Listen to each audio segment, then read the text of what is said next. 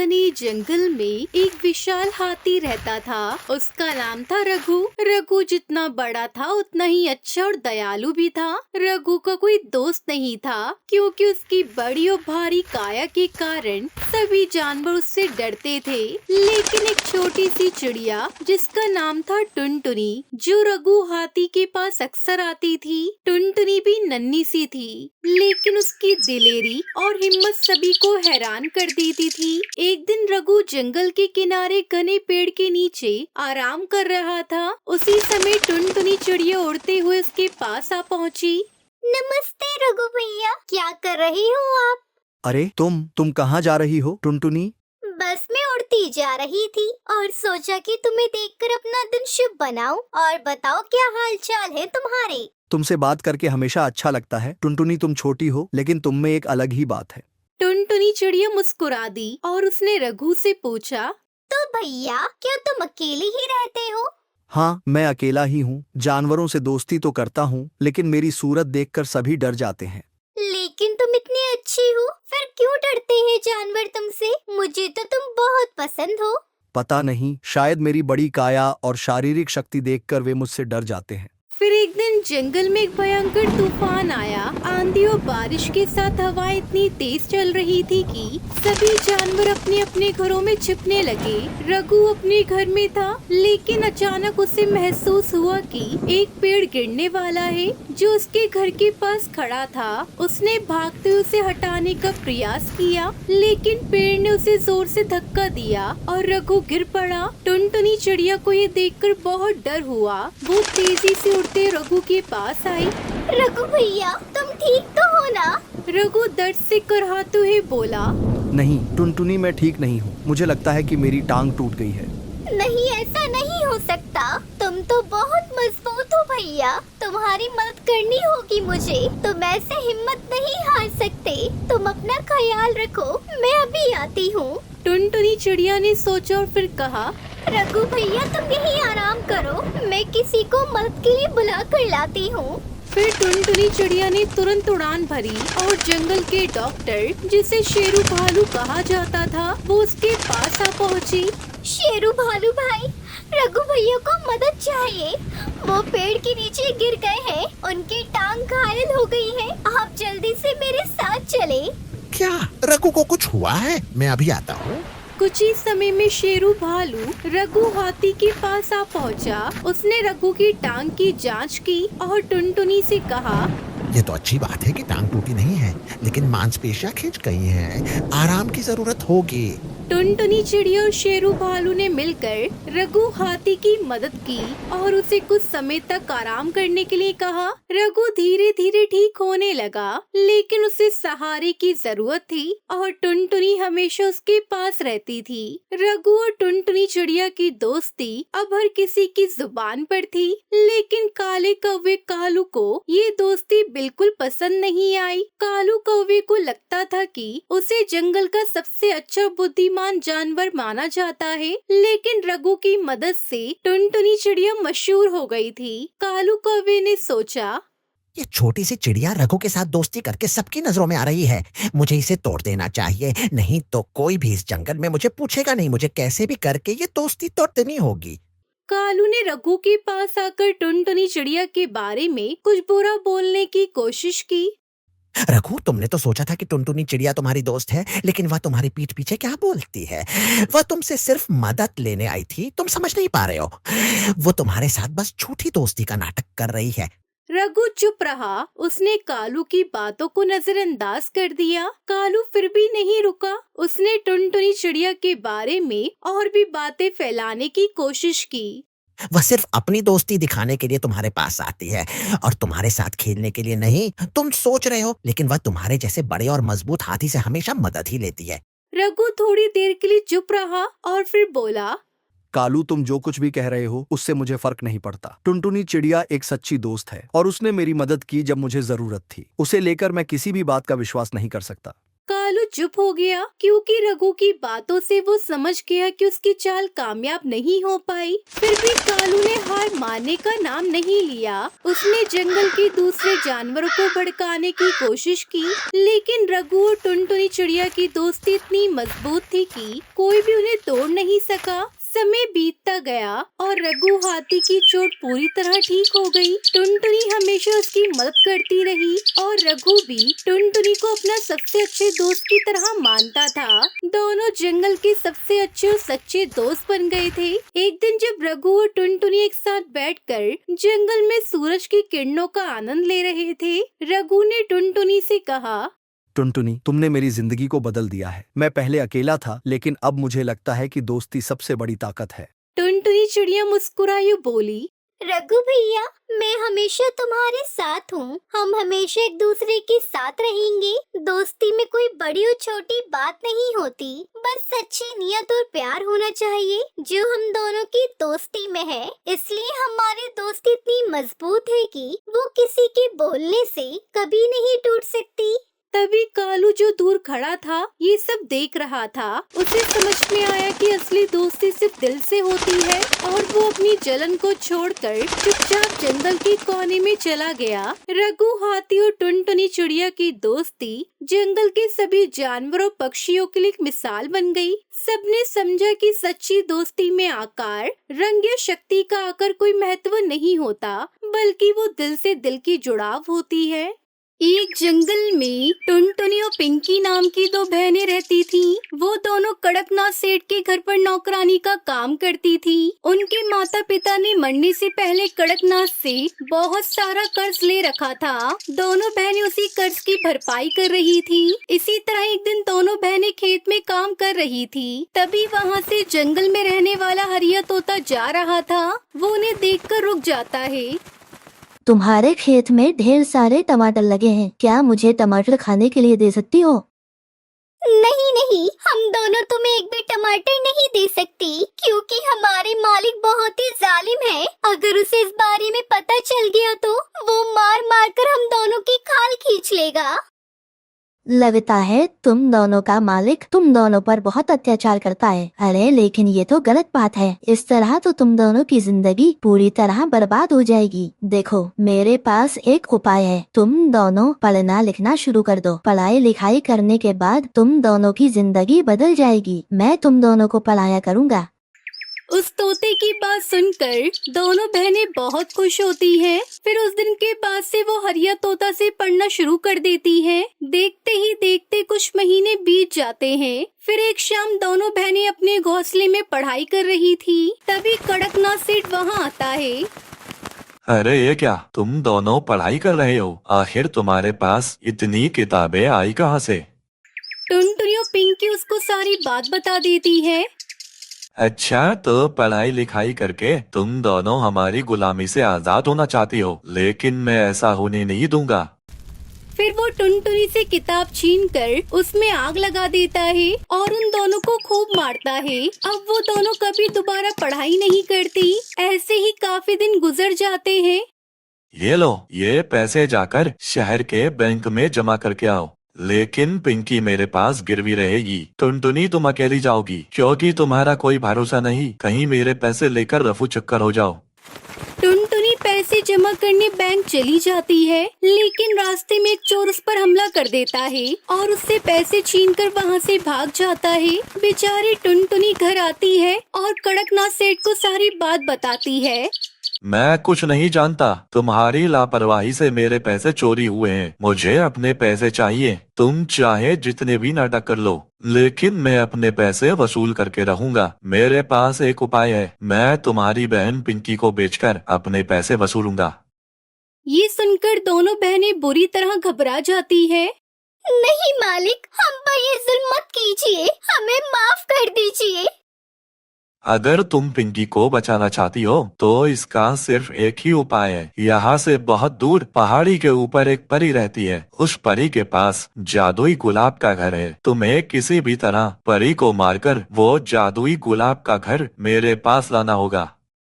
लेकिन मालिक, मैंने सुना है उस पहाड़ी पर जाने वाला पक्षी कभी बचकर वापस नहीं आता। अगर तुम मर भी गई तो मुझे कोई नुकसान नहीं होगा। मैं पिंकी को बेचकर अपने पैसे वसूल कर लूंगा। बेचारी टुनटुनी के पास अपनी बहन को बचाने का और कोई रास्ता नहीं था। वो जंगल की ओर निकल जाती है। फिर कई घंटे उड़ने के बाद आखिरकार वो जंगल पार करके पहाड़ी के पास पहुंच जाती है। पहाड़ी के ऊपर जादुई गुलाब का घर देख वो बहुत खुश होती है। उसके बाद वो गुलाब के घर के पास पहुंचकर परी को ढूंढने लगती है। तभी परी वहाँ पर आ जाती है। तुम कौन हो और यहाँ क्या करने आई हो? मैं बहुत दिनों से भूखी हूँ। मेरे पास रहने के लिए कोई जगह नहीं है। दया करके आप अपने यहाँ मुझे नौकरानी का काम दे दीजिए। देखो, मेरा जादुई गुलाब का घर सारी काम कर देता है। मुझे नौकरानी की कोई जरूरत नहीं है। नहीं नहीं, ऐसा मत कीजिए। कोई तो ऐसा काम होगा जो मैं आपके लिए कर सकूं। अच्छा, एक बात बताओ, क्या तुम्हें खाना बनाने आता है? हाँ, मैं बहुत ही स्वादिष्ट खाना बनाती हूँ। फिर ठीक है, क्योंकि रोज जादुई खाना खा खा कर मैं बोर हो गई हूँ। चलो, आज से तुम मेरे घर पे खाना बनाने का काम शुरू कर दो। शाम को मेरे पति वापस आएंगे, उनके लिए भी तुम स्वादिष्ट खाना बनाकर तैयार कर देना। फिर टुनटुनी जादुई गुलाब के घर के अंदर बनी रसोई में जाकर खाना बनाना शुरू कर देती है। वो चुपके से खाने में जहर मिला देती है। फिर खाना बनाने के बाद परी के सामने खाना रख देती है। लेकिन परी जैसे ही खाना खाने के लिए निवाला उठाती है कि तभी टुनटुनी उसे रोक लेती है। आप ये खाना मत खाइए, मैंने इसमें जहर मिलाया है। ये सुनकर परी हैरान हो जाती है। उसके बाद टुनटुनी परी को कड़कनाथ सेठ के अत्याचारों के बारे में बता देती है। अच्छा, तो कड़कनाथ सेठ तुम दोनों बहनों की मजबूरी का फायदा उठा रहा है। चलो मेरे साथ, मैं उसकी ऐसी खबर लूंगी कि उसको नानी याद आ जाएगी।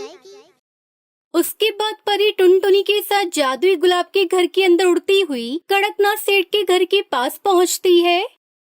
अरे वाह, ये टुनटुनी चिड़िया तो जादुई गुलाब का घर ले आई। मुझे तो अपनी आंखों पर यकीन ही नहीं हो रहा। लेकिन तभी जादुई गुलाब के घर की खिड़कियों से ढेर सारे कांटे वाले गुलाब के फूल कड़कनाथ सेठ के ऊपर गिरने लगते हैं। क्या? अरे अरे, ये मेरे साथ क्या हो रहा है? कोई बचाओ मुझे, कोई बचाओ। फिर जादुई गुलाब के घर के अंदर से पत्थर कड़कनाथ सेठ के ऊपर गिरने लगते हैं, जिससे उसकी एक आंख फूट जाती है। हाय, मर गया रे, मेरी एक आंख फूट गई। मुझे बहुत दर्द हो रहा है, कोई मेरी मदद करो। तुमने इन बहनों पर जो अत्याचार किए थे, मैंने उसका बदला लिया है। चलो, तुम हमेशा के लिए इस गाँव को छोड़कर भाग जाओ और दोबारा यहाँ दिखाई मत देना। कड़कनाथ सेठ डर के मारे वहाँ से भाग जाता है। फिर परी टुनटुनी और पिंकी को जादुई गुलाब का घर देती है। टुनटुनी, पिंकी, अब तुम दोनों बहन इस जादुई गुलाब के घर में रहना। इस जादुई गुलाब घर में कभी कोई परेशानी नहीं होगी तुम्हें, और ये जादुई गुलाब का घर तुम्हें हर एक परेशानी से बचाएगा। आपका बहुत बहुत शुक्रिया परी, आपने हमारी सारी परेशानी दूर कर दी। फिर टुनटुनी और पिंकी चिड़िया खुशी खुशी उस जादुई गुलाब के घर में रहने लगती है।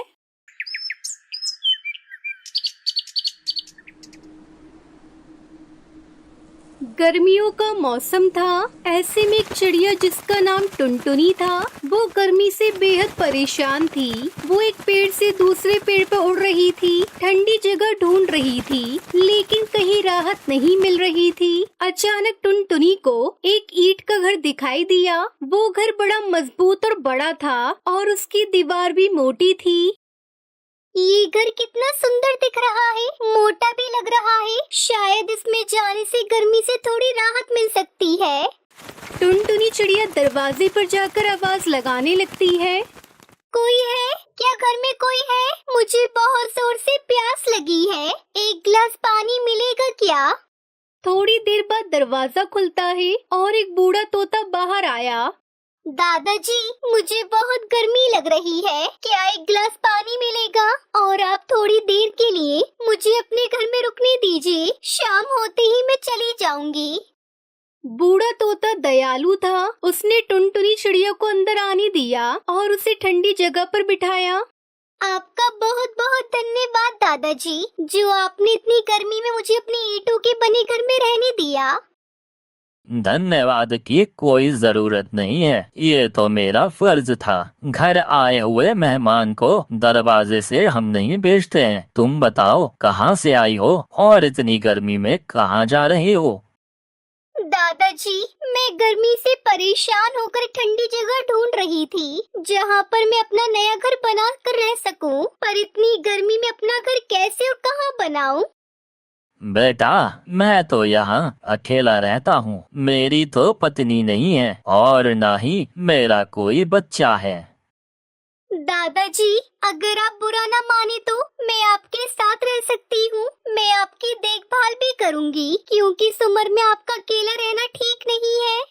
बूढ़ा तोता टुनटुनी चिड़िया के प्रस्ताव से बहुत खुश था। उसने टुनटुनी को अपने घर में रहने की अनुमति दे दी। टुनटुनी और बूढ़ा तोता जल्दी अच्छे दोस्त बन गए। टुनटुनी हर दिन बूढ़े तोते की देखभाल करती, घर के सारे काम करती। वही कालू कौवा, जो बूढ़ा तोता का पड़ोसी था, वो ये सब देखकर कहता है, सुंदरी, मुझे कुछ समझ नहीं आ रहा है कि टुनटुनी ने उस बूढ़े तोते को क्या पट्टी पड़ा दी है, जो उसने उसको अपने घर में रखा हुआ है। मैंने सोचा था कुछ दिनों में वो बूढ़ा तोता मर जाएगा, फिर उसका ईंट का घर हमारा होगा और हम उसी घर में जाकर रहेंगे। अपना ये टूटा फूटा घोंसला छोड़ देंगे। हमें इस टुनटुनी चिड़िया का कुछ न कुछ तो करना होगा। सबसे पहले हमें उस बूढ़े तोते और टुनटुनी चिड़िया के विश्वास को तोड़ना होगा। कुछ ऐसा करना पड़ेगा जो बूढ़ा तोता खुद उस टुनटुनी चिड़िया को घर से निकाल दे। ये आपने बिल्कुल सही कहा। हम दोनों आज ही रात को उस तोते के घर से महंगा महंगा सामान चुरा लेंगे और इसका इल्जाम उस टुनटुनी चिड़िया पर लगेगा। फिर देखना अब क्या होता है। सुंदरी, तुमने तो कमाल ही कर दिया। कितना अच्छा आइडिया है। हम यही करेंगे। आज रात को ही जाकर चोरी करेंगे। कालू कौवा सुंदरी कौवी दोनों आपस में बात कर जोर जोर से हंसने लगते हैं। कुछ ही देर में रात हो जाती है। फिर वो दोनों बूढ़े तोते के घर जाते हैं और उसका सारा कीमती सामान चुरा लेते हैं। और जैसे ही सुबह होती है तो बूढ़ा तोता घर में कोई सामान नहीं पाकर गुस्से से टुनटुनी चिड़िया से कहता है, मैंने तुम पर इतना विश्वास कर तुम्हें अपने घर में रहने दिया और तूने मेरे विश्वास को तोड़ दिया और मेरे साथ इतना बड़ा विश्वासघात किया। मेरा सारा कीमती सामान चुरा कर कहीं बेच आई। दादाजी, मैंने आपका सामान नहीं चुराया है। मैं तो पूरी रात अपने कमरे में सो रही थी। लेकिन बूढ़ा तोता उसकी एक बात नहीं सुनता और उसे घर से बाहर निकाल देता है। दादाजी मुझ पर विश्वास क्यों नहीं कर रहे हैं? मैंने चोरी नहीं की। मैं जरूर पता लगाऊंगी कि किसने चोरी की है और दादाजी के सामने अपनी बेगुनाही साबित करके रहूंगी। इतना कहकर टुनटुनी चिड़िया जंगल के आसपास के सभी घरों में जाकर पूछती है, टुन्नू भाई, क्या आपने किसी को चोरी करते सामान बेचते हुए देखा है क्या? नहीं बहन, मैंने तो किसी को चोरी का सामान बेचते हुए नहीं देखा है। लेकिन अगर तुम्हें इसका कोई पता लगाना है तो तुम बंटी कबूतर के पास चली जाओ, क्योंकि वही है जो जंगल का सारा चोरी का सामान खरीद और बिक्री करता है। फिर टुनटुनी चिड़िया बंटी की दुकान में जाकर उससे पूछती है, बंटी भाई, क्या आपने 1-2 दिन के अंदर कोई घर चोरी का सामान खरीदा है? देखो, मेरे पास एक दिन में कई सारे पक्षी सामान लेकर बेचने आते हैं। मैं किस किस को याद रखूंगा, मुझे याद नहीं है। अगर आपको याद नहीं है तो कम से कम मुझे आप वो 1-2 दिन का जो कोई सामान खरीदे हैं वही दिखा दीजिए। फिर मैं वो सामान देखकर पहचान लूंगी। चलो, तुम इतना कहती हो तो दिखा देता हूँ। आओ अंदर, गोदाम में सारा सामान रखा हुआ है। फिर बंटी कबूतर टुनटुनी को गोदाम में ले जाता है। टुनटुनी गोदाम में जाकर सारा सामान देखने लगती है। टुनटुनी चिड़िया सामान देखकर पहचान जाती है और बंटी कबूतर से कहती है, बंटी भाई, ये सामान मेरे दादाजी के घर का है जो चोरी हो गया था। ये सामान आपको किसने बेचा है? देखो, मैं यहाँ पर चोरी का सामान खरीदता हूँ तो चोरी का सामान ही तुम्हें दिखेगा। लेकिन हाँ, इतना कह सकता हूँ, पिछले 2 दिनों में मेरे पास सामान लेकर कालू कौवा, बुलबुल, भूरा चिड़ा, यही सब 2 दिन में सामान लेकर आए। अब इनमें से चोर कौन है ये तुम्हें खुद ही पता लगाना होगा। फिर टुनटुनी चिड़िया जंगल में सभी पक्षियों के घर जाकर चेक करने लगी कि चोरी का सामान किसने बेचा था। फिर एक दिन वो कालू कौवे के घर की तरफ से जाती है। वहीं कालू कौवा सुंदरी से बात कर रहा था। सुंदरी, अब लगता है हमारा प्लान काम कर गया। हाँ जी, अब तो वो बूढ़ा तोता इतने बड़े घर में अकेला रहता है और जब से वो चिड़िया की बच्ची गई है तब से बराबर उस तोते की तबीयत और भी ज्यादा खराब है। लगता है वो कुछ दिनों में ही मर जाएगा। तुम बिल्कुल सही कह रही हो। अब हमें इस गर्मी में ठंडे ठंडे ईंट के घर में रहने को मिलेगा। फिर हम दोनों मस्ती में अपना जीवन बिताएंगे। ये बात सुनते ही टुनटुनी उन दोनों के घर में जाकर उन्हें खूब सुनाती है और उन दोनों को लेकर बूढ़े तोते के पास जाती है। दादाजी, ये देखिए, इन दोनों ने आपके घर का सारा सामान चुराया है और बंटी कबूतर की दुकान में बेच कर आए हैं। मैं खुद उसकी दुकान से आपका सारा सामान देख कर आई हूँ और इन दोनों को बात करते हुए सुना था मैंने। तुम दोनों ने ठीक नहीं किया। जब तुम्हारे पास घर नहीं था तो मैंने रहने के लिए तुम्हारे लिए घर बना दिया और तुमने मेरे ही घर में चोरी की। रुको, मैं अभी तुम्हें सजा दिलवाता हूँ। इतना कहकर बूढ़ा तोता पुलिस को फोन करके बुला लेता है। पुलिस आकर कालू कौवे सुंदरी कौवे दोनों को पकड़कर ले जाती है। मुझे माफ कर दो टुनटुनी, मैंने तुम्हें गलत समझा। कोई बात नहीं दादाजी।